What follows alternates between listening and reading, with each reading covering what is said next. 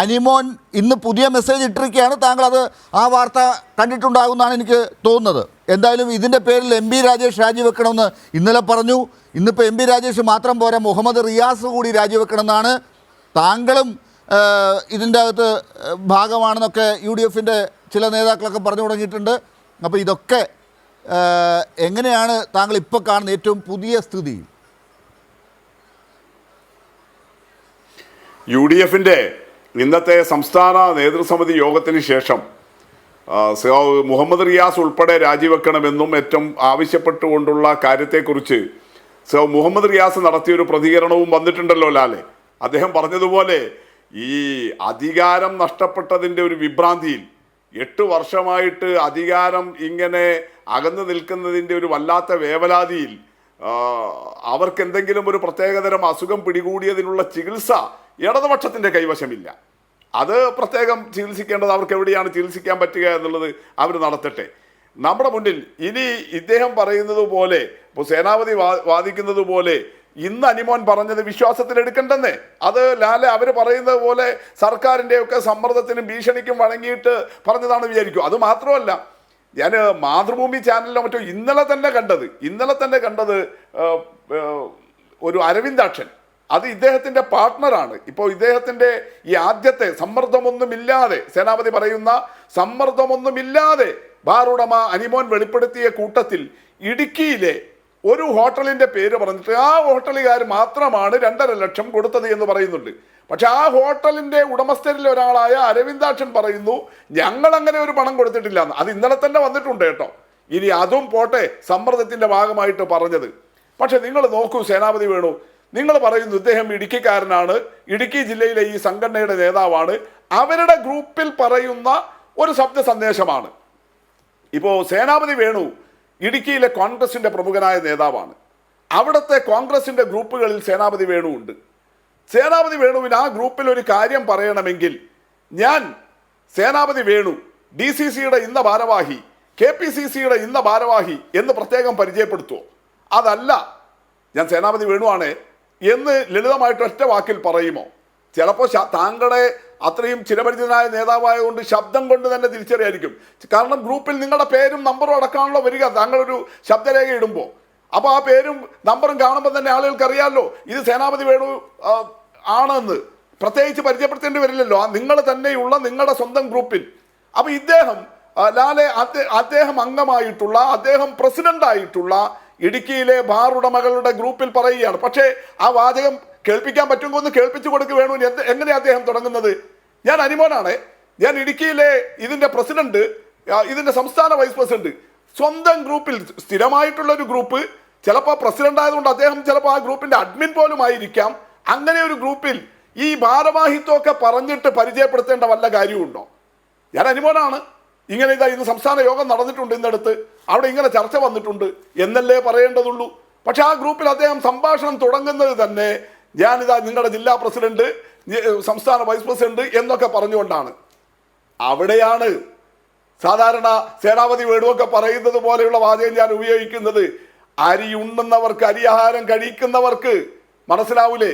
അങ്ങനെ പറയുന്നിടത്ത് അങ്ങനെ തുടങ്ങി തൻ്റെ സ്വന്തം ഗ്രൂപ്പിൽ അങ്ങനെ സ്വയം പരിചയപ്പെടുത്തിക്കൊണ്ട് ഈ ജില്ലാ പ്രസിഡന്റ് പറയുന്നിടത്ത് ഒരു അഭംഗിയില്ലേ? അതിലെന്തോ ഒരു ആസൂത്രിതമായ നീക്കം പോലെ വരുന്നില്ലേ? അല്ലെങ്കിൽ അദ്ദേഹം പരിചയപ്പെടുത്തേണ്ട കാര്യമില്ലല്ലോ, ആ ഗ്രൂപ്പിൽ മാത്രം പറയാനുള്ളതാണെങ്കിൽ. അപ്പോൾ അദ്ദേഹം ഇങ്ങനെ തൻ്റെ സ്ഥാനപ്പേരുകളെല്ലാം പറഞ്ഞുകൊണ്ട് ആ ഗ്രൂപ്പിൽ പരിചയപ്പെടുത്തി ഇങ്ങനെ ഒരു ശബ്ദരേഖ ഇട്ടതാണെങ്കിൽ അതിൻ്റെ അർത്ഥം എന്താ? ഈ ശബ്ദരേഖ ചോർത്താനുള്ളതാണ് എന്നും ആ ശബ്ദരേഖ സംസ്ഥാനത്താകെ ചോരുമ്പോൾ ഈ ശബ്ദരേഖയുടെ ഉടമ ആരാണ് എന്ന് ആ ഗ്രൂപ്പിന് വെളിയിലുള്ള മറ്റാളുകൾക്ക് മനസ്സിലാവില്ല. അതുകൊണ്ട് സ്ഥാനപ്പേരടക്കം പറഞ്ഞുകൊണ്ട് അദ്ദേഹം ആ വോയിസ് മെസ്സേജ് ഇടുന്നു. അതിൻ്റെ അർത്ഥം എന്താ? എന്തോ ഒരു ദുരുദ്ദേശത്തോടു കൂടിയാണ് ആ മെസ്സേജ് ഇട്ടതെന്നല്ലേ? അല്ലാതെ ബാർ ഉടമകളിൽ നിന്ന് സർക്കാർ ആവശ്യപ്പെട്ടതുപോലെ അല്ലെങ്കിൽ ഭരിക്കുന്ന പാർട്ടി ആവശ്യപ്പെട്ടതുപോലെ പണം പിരിച്ചു കൊടുക്കുക എന്നുള്ള ഉദ്ദേശമല്ല, മറിച്ച് പ്ലാൻഡാണ്, ആസൂത്രിതമാണ് എന്ന് ആ ശബ്ദ സന്ദേശം തുടങ്ങുന്നിടത്ത് തെളിയുകയല്ലേ? അങ്ങനെ ഒരു ശബ്ദ സന്ദേശവും പിടിച്ചിട്ട് ഇറങ്ങി പുറപ്പെട്ടാൽ സേനാപതി വേണു എവിടെ എത്തിച്ചേരും? ഇവർക്ക് തന്നെ അതിൽ വിശ്വാസമില്ലല്ലോ ലാലെ.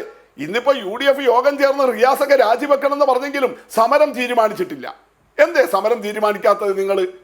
നിങ്ങൾക്ക് നിങ്ങളുടെ മുന്നിൽ അബദ്ധങ്ങളുണ്ട്. ഇതുപോലൊരു ശബ്ദരേഖയല്ല, ഒരാൾ തന്നെ നേരിട്ട് വന്നു തിരുവനന്തപുരത്ത് സെക്രട്ടേറിയറ്റിന് മുന്നിലേക്ക്. MP രാജേഷിന്റെ ഓഫീസ് ഇരിക്കുന്നതിന് തൊട്ടപ്പുറത്തെ ബിൽഡിങ്ങിലാണ് ആരോഗ്യവകുപ്പ് മന്ത്രി വീണ ജോർജിന്റെ ഓഫീസ്. അതിന്റെ മുന്നിലേക്ക് ഒരു മനുഷ്യൻ നേരിട്ട് വന്നല്ലോ മലപ്പുറത്തുനിന്ന്. ശബ്ദരേഖയല്ല, നേരിട്ട് വന്നു. എന്നിട്ട് എന്താ പറഞ്ഞത്? ഇതാ ഈ വീണ ജോർജിന്റെ ഓഫീസിൽ നിന്ന് എന്നോട് കൈക്കൂലി ആവശ്യപ്പെട്ടിട്ടുണ്ട്, നേരിട്ട് നിയമനം തരാമെന്ന് പറഞ്ഞിട്ടുണ്ട് എൻ്റെ മകന് വേണ്ടിയിട്ട്. ഞാൻ അങ്ങനെ കൈക്കൂലി കൊടുത്തിട്ടുണ്ട് ഈ വീണ ജോർജിന്റെ ഓഫീസിലുള്ള ജീവനക്കാർക്ക് എന്ന് പറഞ്ഞു വന്ന് മ്യൂസിയം പോലീസ് സ്റ്റേഷനിൽ അദ്ദേഹം പരാതി കൊടുത്തു. സേനാപതി വേണു, നിങ്ങൾ ഓർമ്മിക്കുമല്ലോ, നമ്മൾ തന്നെ എത്ര ദിവസം ആ വിഷയത്തെക്കുറിച്ച് ചർച്ചയിൽ പങ്കെടുത്തിട്ടുണ്ട്. വീണ ജോർജിന്റെ ഓഫീസ് അഴിമതിക്കാരുടേതാണ്, ഈ പിണറായി സർക്കാർ അഴിമതിക്കാരുടേതാണ്. മാർക്സിസ്റ്റ് പാർട്ടി ഇങ്ങനെ പണം വാങ്ങിച്ച് ഭരണം വെച്ച് നിയമനം നടത്തുകയാണ്. അന്വേഷണം നടത്തിയപ്പോൾ അവസാനം തെളിഞ്ഞത് എന്താ? അവസാനം വന്നത് എന്താ? പരാതിക്കാരൻ അറസ്റ്റിലായില്ലേ? അയാൾക്ക് ഒത്താശ ചെയ്ത് കൊടുത്തവർ അറസ്റ്റിലായില്ലേ? അങ്ങനെ ഒരു മന്ത്രിയുടെ ഓഫീസുമായി ബന്ധപ്പെട്ട് ഒരിടപാടും നടന്നിട്ടില്ല. പക്ഷേ എത്ര ദിവസമാണ് കേരളത്തിലെ LDF ഗവൺമെന്റിനെയും അതിൻ്റെ ആരോഗ്യ വകുപ്പ് മന്ത്രിയെയും ഇങ്ങനെ ഒരു ഇല്ലാവടിയുടെ പേരിൽ നമ്മൾ ആക്ഷേപിച്ചത്. എന്നിട്ട് സേനാപതി വേണു, നിങ്ങൾ ഉൾപ്പെടെ പങ്കെടുത്ത് ആക്ഷേപിച്ച ഏതെങ്കിലും ചാനലുകാരൻ തിരുത്താൻ തയ്യാറായോ? നിങ്ങളുടെ പ്രതിപക്ഷ നേതാവ് ആ വിഷയത്തിൽ എത്ര തവണയാണ് ആരോഗ്യമന്ത്രി രാജിവെക്കണം എന്നാവശ്യപ്പെട്ട് പത്രസമ്മേളനം നടത്തിയത്? അന്വേഷണത്തിൽ കാര്യങ്ങൾ വെളിവായിട്ട് വന്നപ്പോൾ ഞാൻ നേരത്തെ പറഞ്ഞ ആ ആവശ്യം പിൻവലിക്കുന്നു, ആരോഗ്യമന്ത്രി രാജിവെക്കേണ്ടതില്ല, തെറ്റായ ഒരു വിവരത്തിന്റെ അടിസ്ഥാനത്തിൽ പറഞ്ഞു പോയതാണ്. തയ്യാറായോ? ഇല്ലല്ലോ. അവിടെ നിന്നോ ഇനിയിപ്പോൾ നിങ്ങളുടെ സ്വന്തം നേതാവ് മാത്യു കുഴൽനാടൻ എന്തെല്ലാം വീരവാദമായിരുന്നു. നിയമസഭക്കകത്ത് നേരിട്ട് മുഖ്യമന്ത്രിയോട് ഞാൻ പൂട്ടും നിങ്ങളെ, നിയമസഭയ്ക്ക് വെളിയിൽ മാധ്യമങ്ങളെ ഇതുപോലെ നിരത്തിക്കൊണ്ട് എത്ര ദിവസങ്ങൾ, എത്ര മണിക്കൂറുകൾ കേരളത്തിലെ മാധ്യമങ്ങൾ മാസപ്പടി വിവാദം എന്ന് പറഞ്ഞിട്ട് മുഖ്യമന്ത്രിയെ മാത്രമല്ല അദ്ദേഹത്തിന്റെ കുടുംബത്തെ വേട്ടയാടാൻ വേണ്ടിയിട്ട് ചെലവഴിച്ചു. എത്ര മണിക്കൂറുകൾ, ഏതെല്ലാം, ഒരു ദിവസമോ 2 ദിവസമോ ആണോ? എത്ര മാസങ്ങൾ. ഈ തെരഞ്ഞെടുപ്പിൽ പോലും, ഈ ലോക്സഭാ തെരഞ്ഞെടുപ്പിൽ പോലും സേനാപതി വേണു പ്രസംഗിച്ചിട്ടൊന്നും എനിക്കറിയില്ല. ഈ നാട് നീള UDF കോൺഗ്രസ് നേതാക്കൾ ചെറുതും വലുതുമെല്ലാം മുഖ്യമന്ത്രിയുടെ കുടുംബത്തെയും മകളെയും കുറിച്ച് എത്ര ആക്ഷേപകരമായ വർത്തമാനങ്ങൾ പറഞ്ഞു.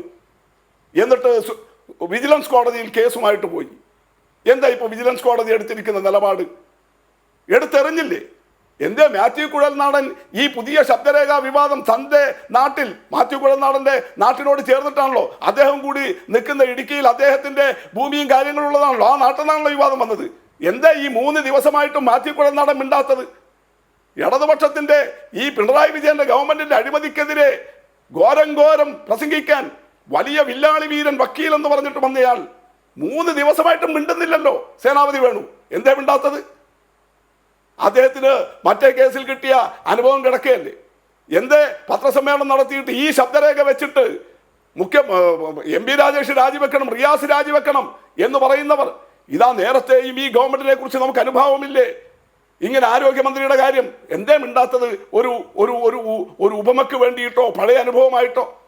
എന്തേ മാസപ്പടി കേസ് പറഞ്ഞിട്ട് ഇതാ എങ്ങനെയാണ് സകലതും എന്ന് പറയാൻ കഴിയാത്തത്? നിങ്ങൾ കൊണ്ടുവന്ന ഇത്തരം വിവാദങ്ങൾ, ശബ്ദരേഖകൾ, അതുപോലുള്ള കാര്യങ്ങൾ വന്നിട്ട് കൊണ്ടുവന്ന വിവാദങ്ങൾ മുഴുവൻ ഇങ്ങനെ ചീറ്റിപ്പോവുകയല്ലേ ചെയ്തത്? അത് തന്നെയല്ലേ ഇതും? സേനാപതി വേണു നെഞ്ചിൽ കൈവച്ച് പറ, അത് തന്നെയല്ലേ ഇതും? എന്തെങ്കിലും ആധികാരികതയുണ്ടോ ഈ ശബ്ദരേഖയ്ക്ക്? എന്തെങ്കിലും ആധികാരികതയുണ്ടോ?